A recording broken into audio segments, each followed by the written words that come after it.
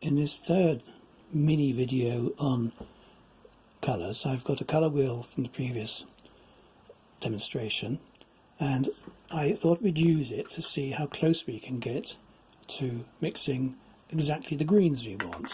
So if I take away some paper, we'll see that beneath here we've got a painting from a previous exercise with a range of greens in it. How did I mix those greens? Does the colour wheel help us? So let's place that over there. Now, when we're mixing greens, we're not only having to try and find different greens, cold and warm greens, we're also trying to get light and dark greens. So we've got to deal with both tints, in terms of the type of green we're using, and tone, which is whether it's light or dark. And in this scene, the very sunlit areas of the greens, the brightest greens are more yellow, and in this instance very pale green, and then in the dark greens we've got both very dark greens in the holly tree and underneath here. And again, we'll find actually if we compare these colours we'll get warm and cold versions in both the darks and in the lights. So let's go start off with the sunniest greens, and as in our colour wheel we mixed lemon yellow with, let's put it up here actually, we mixed lemon yellow with cerulean blue to produce our brightest, lightest greens. And you can see, if you hold your white piece of paper next to the greens in the painting, that that's giving a very similar result.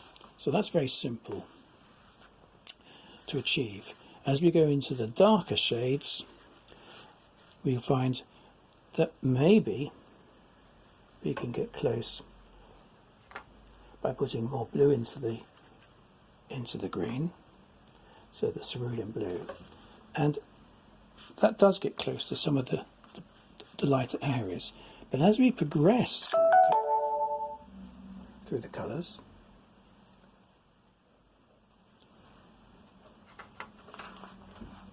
the deeper green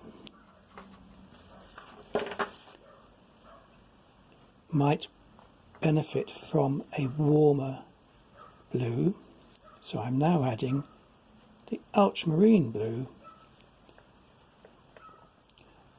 and that gets us to the next shade. So we're changing the blue as we go through the middle greens. Then as we get to the darkest greens, as in the holly up here, let's see if we can achieve it. Let's stick with the ultramarine. I'm now going to try using the cadmium. But I'm getting a bit of a problem now. I'm using two warm colours, and it's not producing the same as the holly colour. It's actually producing a slightly more khaki green.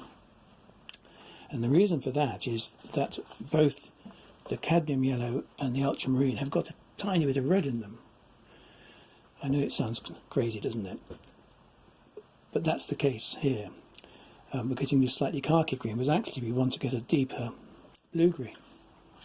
Now in the painting, if you remember my demonstration from it, I actually used something different altogether. I used Viridian, and the reason for that is that sometimes even a palette with both warm and cold colours in it, in each primary, can't quite get the depth of colour required.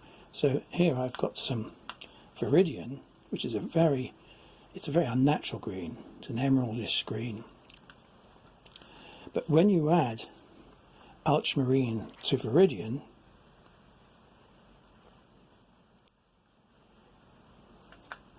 and then add just a tiny bit of yellow to it,